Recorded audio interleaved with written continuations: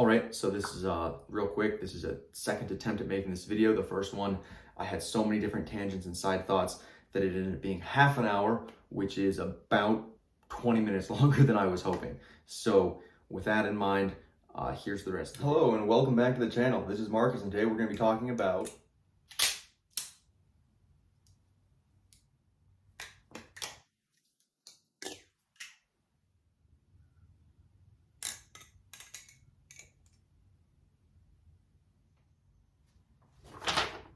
Actually, we're talking about none of the things I showed earlier.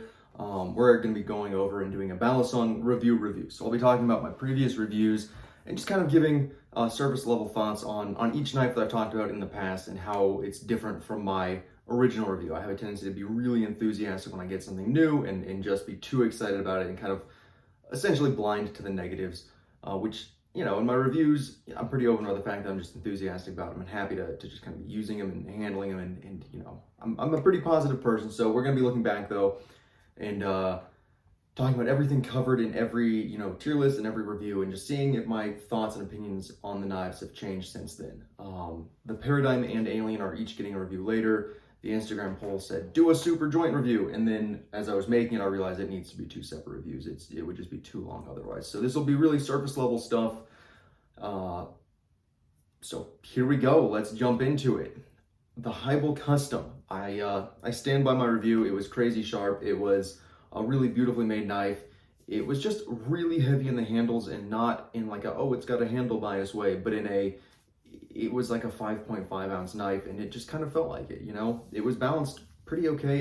It was hefty, and it was a lot. It was a gorgeous blade, though. Adam did great work, and his production knives are apparently fantastic. Ryeworks. Nothing made by Ryeworks is worth it. His knives are overpriced. They are bad pinsless designs, or in the case of the Kono, they're just so overpriced compared to retail, and they're just not that great, you know? Like I said, the Kanahishi flips kind of like a PDN, except the PDN is a third of the cost. JK Orca, still a great knife, chunky handles. It's one of the better implementations of pinsless in my opinion, but still pinsless, so it has that downside of developing a little more gap, or a handle slap rather, that gap gets smaller. So not the best, but still it was a pretty knife, very sharp, really nicely made, but pinsless is pinsless. The Light Tech had goofy balance, but was you know, solid construction, and it's an iconic looking knife. The Squid Industries Tsunami was pretty good, and I stand by most of that review. Its availability is the big issue there, but overall, I think it's a great flipper. It's a phenomenal flipper. It's agile, it's fun, it's light. I wish it was sharper, but the changes they've made since production 2, I guess since production 1 really, all the way now into production 6 are really great. And the last couple of productions have been consistent across the board, which is a good sign. So hopefully they'll get wide release outside of Blade Show at some point in the future. I'm not getting my hopes up. Anyways, moving on. OSP Matrix 2, still nothing but bad memories with that knife. It came unsharpened. The handles just felt bad. It was weirdly floaty. It was over-engineered and really didn't flip well, and it was just awful. It was bad.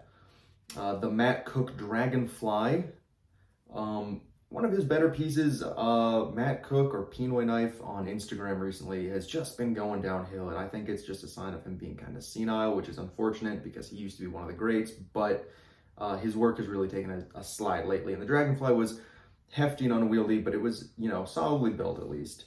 Depurge by Balisong, still a great one.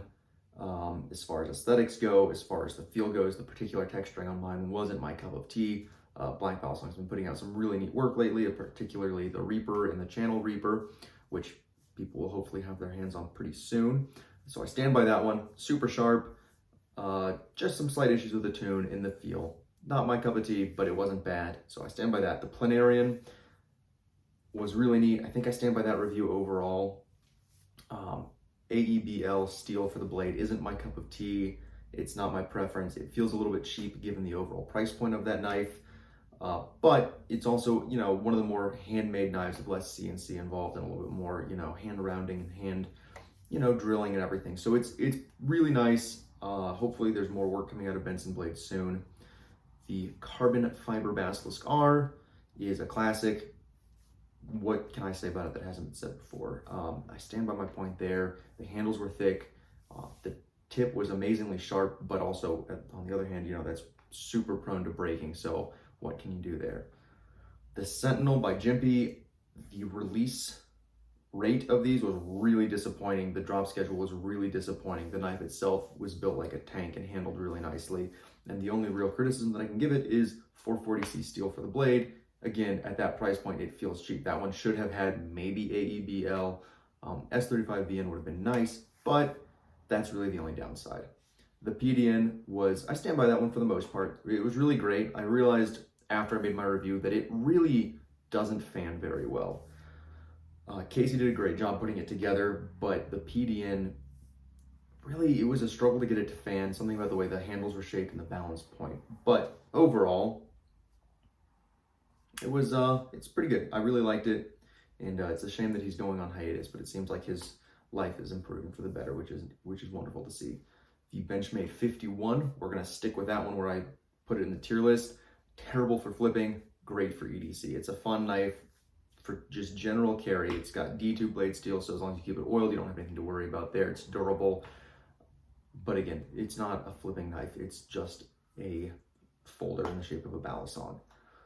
The JK Designs Monarch V2, this is gonna be controversial. I really oversold it in my review. I really loved it at first, but the issues that even the V2 had with handle slap, the kind of misleading marketing of, oh, hey, we hardened the points where they contact, and the handles, that doesn't really do much. It raised it from like 49 to 50 HRC, which is still much softer than the blade steel. So it's a marginal improvement. The handles were nice, but overall, it was a little bit overrated. And I definitely was overly enthusiastic about it because it was kind of, like I've said before, it was the grail that got me into high-end Balisongs. So I was excited to have one. Turns out it really wasn't as great as I was hoping. And again, coming with kind of mediocre bushings at that price point was a shame. The fact that I had to pay to get it to a tune that it needed to have is really frustrating. The NRB Koenig was, again, fantastic for the price point. It's a crack-a-rack competitor. It's got a really neat blade design, and the V2s with the textured handles are apparently so much better. I really like the texturing, and I'm hoping to get my hands on one at some point. But I stand by that one. It was really nicely made. The Machine-Wise Slift was, again, great. I'm excited to see those coming back. I think it's a really neat design. It's got a great sound. It had a great feel. Really excited to see what the next iteration of those has. The Serif by Machine-Wise, I was really, really a huge fan of it. And then I kind of handled it more, and I don't love it quite so much. Machine-Wise did great work within the price range and within the quality. It's great. It's just aesthetically, it's not the knife for me, I think is the best way to put it. The way the handle geometry, or not the handle geometry, the tang geometry around, this area, again, as seen on the Nautilus, the tang pins, the blade went from being pretty nice to like a really thin point and then back out to the tang area, which I think created kind of a weird look in an already very slender knife. And then the stonewash blade wasn't my favorite, or the tumbled blade wasn't my favorite. I really like the patterned blades that he did later on. So, I mean, it's really nice, but aesthetically, it just kind of was a little safe. I think it's a little bland. The Opus, I think, is much better aesthetically, and hopefully if it flips anywhere near as well, it'll be great. So I think the Serif is great for the price point. The production quality is great, but a little overhyped. And for me, it just wasn't there aesthetically. The Area 51 Pluto was so ungodly cool looking. I stand by that review completely. It was really, really nice. I've got nothing bad to say about it. I really can't wait to see what Area 51 puts out next. The Telesto, I also stand by that one, if not more so, because of some really negative interactions with the maker of that knife. If you're making a knife or any sort of art, I understand criticism sucks, but to try and attack people for their criticism of your product is really pretty shitty. So I already wasn't a fan of the Henninger Designs Telesto, just based on the way it feels. I know some people love them.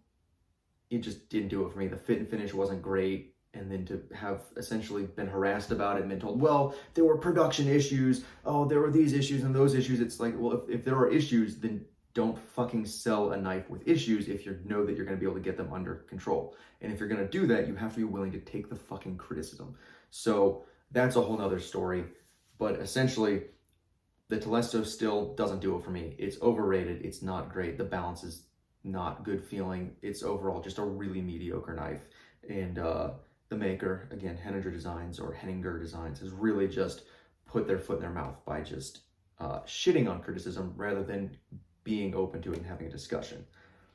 The last one we're going to talk about is the Medusa from Fellowship Blades. I still think that was really nicely done. It's really great to see the iterations happening in the V2, and it's a really fun knife. It's got a unique blade design. It's got a good sound. It's just nice. It's nothing phenomenal, but it's also not bad. It's really worth it for the price point. So overall, I'd say a lot of my reviews are pretty much the same, with the exception of the Seraph and Monarch. I think I really overhyped them in the PD, and I missed out on the fact that it just didn't fan very well. Otherwise, I think my opinions are really pretty much the same. And we'll be seeing a Squid Industries Nautilus review. It will just be the V1 because I haven't bit the bullet on a V2 yet. We'll see one of those pretty soon, and we will see the Paradigm and Alien reviews very soon as well. I'm excited to talk about those, but I am giving it the slow treatment because I really don't want to oversell them, and I really want to be as fair as possible. I really like Stitch's work, but I want to be fair in my review instead of just like losing my mind over how cool I think they are. That'll be it for now. Sorry, not a whole lot of knife footage or flipping in this video. Thank you everyone for the support. I really appreciate it. Every view, every subscriber, every like, really, it does mean a lot to me, especially because this started out as just a goofy little like hobby. I mean, it's still a goofy little hobby, but now there's like 500 of you that watch these, which still kind of blows my mind. So, if you enjoy these videos, please like and subscribe and all that good stuff. If you want to see more videos, obviously check everything in the bio. There's a ton of videos, or on my channel or whatever. And then if there's anything you guys want to see in the future, please just leave a comment. If it's a Q&A, if it's non-Balisong reviews, if it's Lego reviews, I don't even fucking know, right?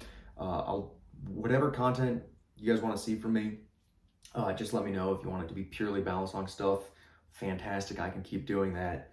I'm thinking about maybe getting into some more rambly discussions about just varying aspects of it, like SM100 as a blade steel. So any suggestions, I'm open to them. Just leave them in the comments below. Thank you so much for watching. That'll be it.